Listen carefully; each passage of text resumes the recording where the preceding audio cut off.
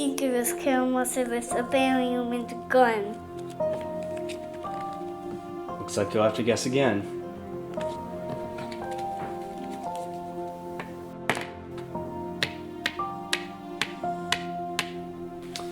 I suspect Miss Scarlet in the lounge with the rope.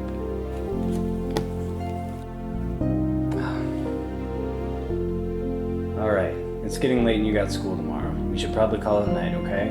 No. Well, we can finish tomorrow. Deal? Deal. Alright, go get ready for bed. I'll be right in.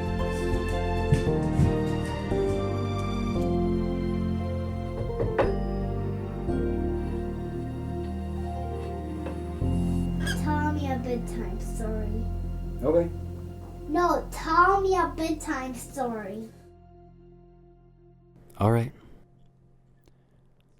Once upon a time, 6 people, brought together by fate, were trapped in the estate of their host because of a terrible snowstorm.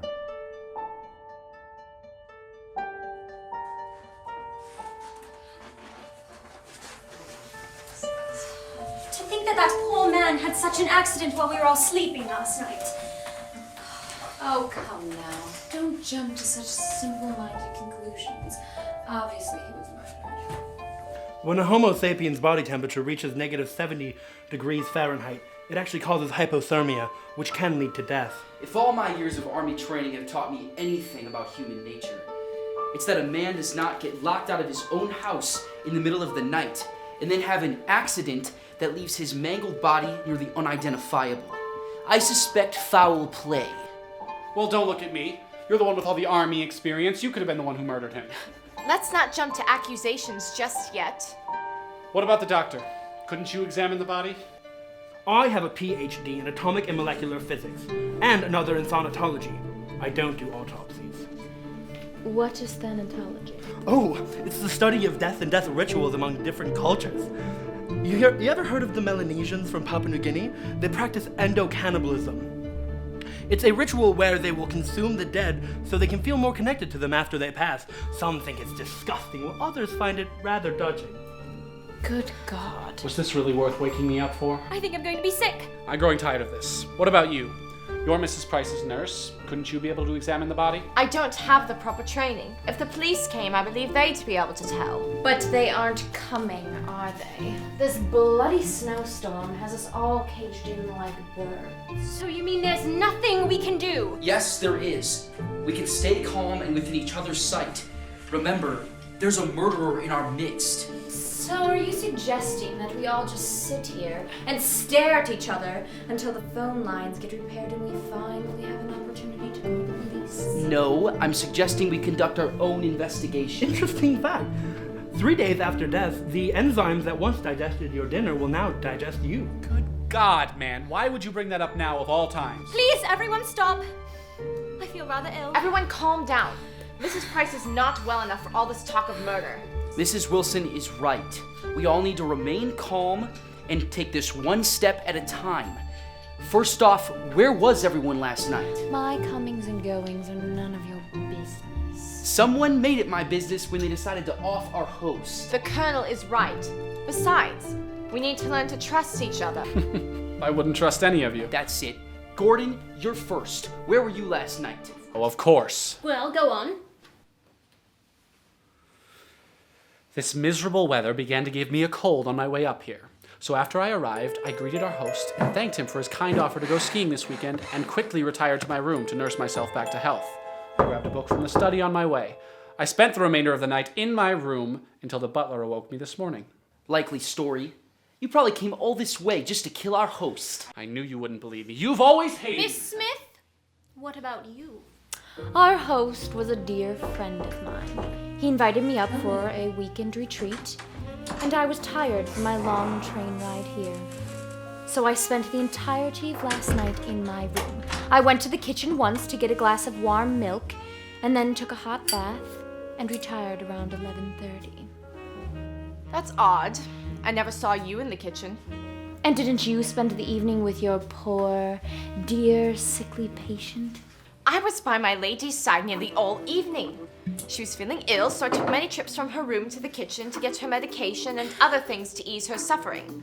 We were kindly invited to spend the night while following a lead for a possible miracle-working doctor. Is that true, Miss Price? That's right. I was very ill. I spent the whole night in my room.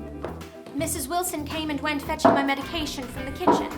You see, I have some major health complications, and we are here in America to see if we can find a doctor who can cure me.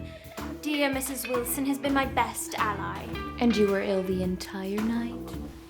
Yes, I was. The last 5,000 years, only 2 diseases were ever eradicated, that being smallpox and rinderpest.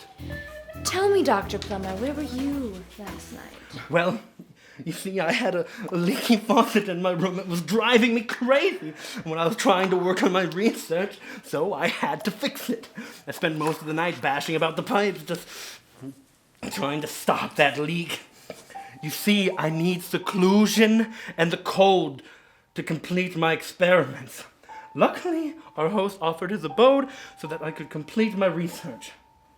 Well, there you have it, Mueller. We are all in the clear. Rock solid alibis, except for you. What the hell is that supposed to mean? You're not above suspicion. Where were you last night?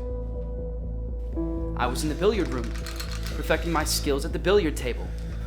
I intended on challenging our host this morning after our hunt, which sadly never happened.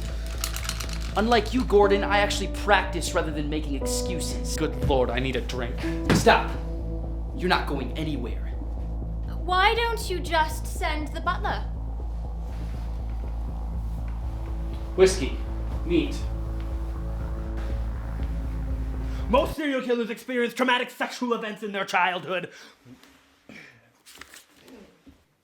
Am I right to assume we don't know how the murder was committed based on the conditions of the body? The average human will yawn over 250,000 times during his lifespan. Yes, Mrs. Wilson, that's correct. The body was almost too mangled to identify. Without more evidence, any one of us could be the killer. It's impossible to make yourself immune to certain toxins, like mercury, lead, cyanide, Plumber? by taking small doses. Will you please build up shut to kill it? you. Now, do you mean to tell me we've been in this room this whole time and we are no closer to finding out who did it? Hell, it could have been any one of us. Who's to say it wasn't you, Mueller? Well, I know it was you, Gordon. Oh, I don't think so, Colonel. You've been in the Army a long time. Hasn't it hardened you? How many men have you killed? Do you even remember? At least I don't kill innocent women and children, you murderous son of a Oh, would you motherless- just shut up? You all are driving me insane. I am sick of your pointless accusations. I didn't kill your wife and son. Get over it.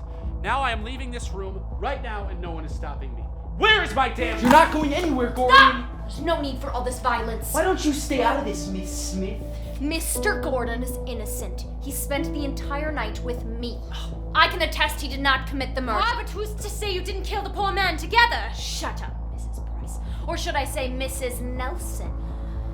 I don't know what you're talking about. Oh, we both know that you and Mrs. Wilson aren't who you say you are. In fact, you're not sick at all. Who's to say that you two didn't commit the murder? She is in fact sick. I can attest to that. I know you've hated us ever since we met you.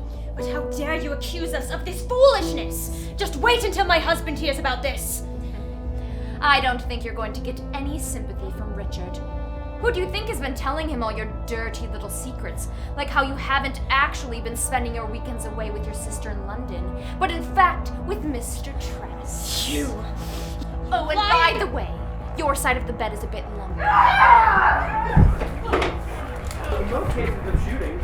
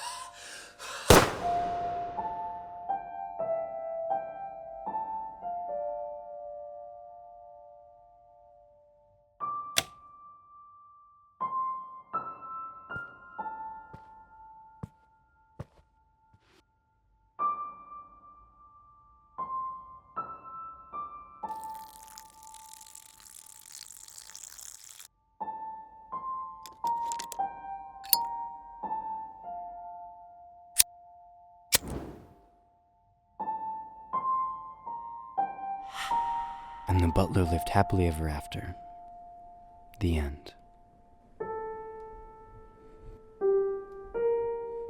Good night, son.